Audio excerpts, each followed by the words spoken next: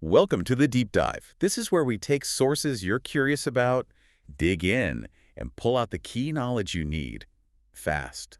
Think of it as your personal briefing. Exactly. And today we're looking at something making waves in tech. A pretty big announcement, actually. Yeah, we're diving into the news about IO, this new company that's merging with OpenAI. Mm-hmm. Our source is the YouTube video. Sam and Jony introduce IO, with Sam Altman from OpenAI and Jony Ive. The design legend from Apple. Right. We've gone through the transcript, and our mission really is to get under the hood, understand the core ideas, the motivation behind it all, and what it might actually mean for us, for how we use tech. It's quite the pairing, Altman and Ive, two heavyweights. And the video gives us some really clues about their thinking. It really does. And it makes you wonder, doesn't it? With AI moving so fast, our current screens, our phones and laptops, really the best way to interact with it. That's the big question they seem to be asking. What could an interface built for AI actually look like, feel like? That's what we're exploring. Okay, so let's start with the big picture. What's the vision they're laying out? Well, the core idea seems to be about completely rethinking how we use computers. Not just tweaking things. No, not at all. It's fundamental. They literally say completely reimagining what it means to use a computer. It's a direct challenge to, the way things have been for decades. Screens, keyboards. Right. What assumptions are they trying to break down?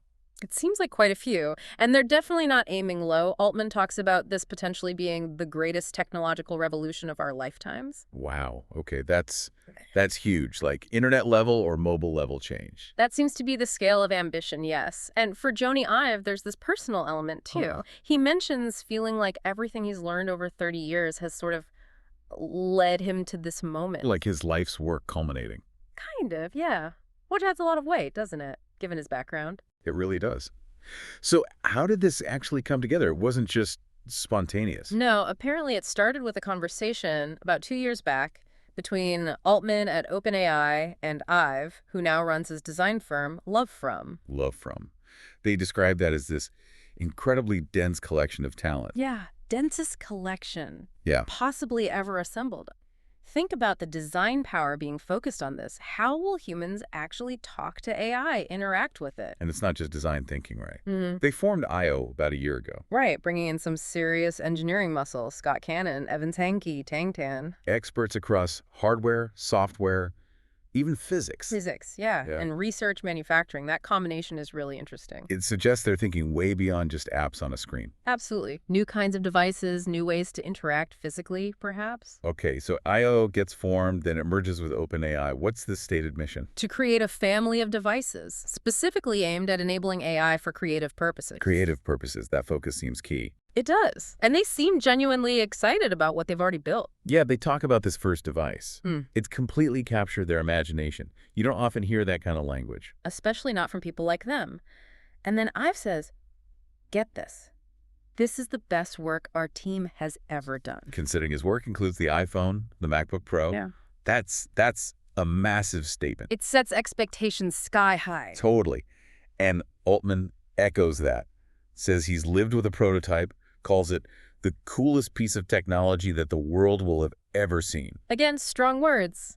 Sounds like genuine belief there. So to really get why they're doing this, we need to understand the problem they see. Right. They paint this picture. You've got this incredible magic intelligence in the cloud, modern AI. Mm-hmm.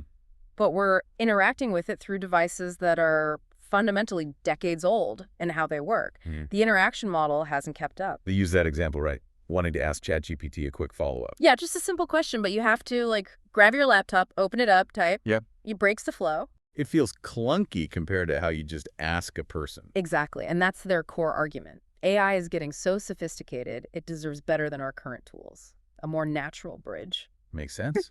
But it's not just about the tech, is it? They talk about the personal side, too. Yeah, quite a bit, actually. Altman met Ive through Ive's son, Charlie, and he speaks really warmly about the whole family. So there's a real human connection there. It seems like it, and that connection apparently led to this strong shared vision and also a deeply shared sense of values about technology. Values, like what makes tech good or where it can go wrong. Exactly that. And they suggest that understanding these values, understanding the people involved, is maybe more important for predicting the outcome than just looking at the specs. That's a really interesting perspective, focusing on the who and why, not just the what. It shifts the focus, definitely, what principles are guiding them. They also give a nod to San Francisco, don't they? They do, calling it this mythical place for tech and culture, where so many big ideas started. A sense of gratitude to the city. Yeah, I've even mentions the weird, quirky details, like the hills, fostering this creative freedom, recognizing the environment's role. Interesting. And it's not just for tech elites, right? They talk about access, Yeah, democratization, that's a key word they use. They want this technology to be for everyone. not just the technically savvy. Right. The vision seems to be enabling anyone with an idea to just make it happen with these tools, Yeah. lowering the barrier to entry.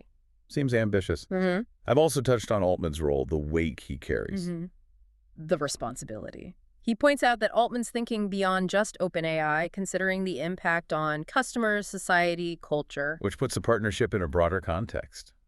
A sense of shared responsibility, maybe? Perhaps a recognition of AI's influence and trying to navigate it thoughtfully. And what about the AI itself? They mention how powerful current models are. Yeah, user feedback describing them as genius level in every field, though it takes effort to synthesize, apparently. But the potential. Yeah. They give examples like scientists being way more productive. Or speeding up finding cures for diseases, like cancer. Huge leverage. Altman calls it the start of an embarrassment of riches for society. Yeah. Very optimistic. Extremely. And that optimism runs through to the end. They finish with the strong belief that we're on the brink of a new generation of technology that can make us our better selves. A very hopeful note to end on. Definitely. Okay, so let's just quickly recap this deep dive. We've looked at this really ambitious vision from I/O in OpenAI, basically, rebuilding computing for the AI era. Driven by this powerful partnership, Altman and Ive, with shared values trying to fix the clunkiness of current interfaces. Right, and we got a glimpse of this potentially groundbreaking first device they're so excited about. So you listening, you are definitely now up to speed on this announcement. For sure. And it leaves you with a really interesting thought to chew on. Yeah. Well, just imagine it. An AI interface that feels completely natural, not limited by keyboards or screens as we know them. How could that actually change your day-to-day life, your creative work, how you find information, connect with the world? What would that unlock? Exactly.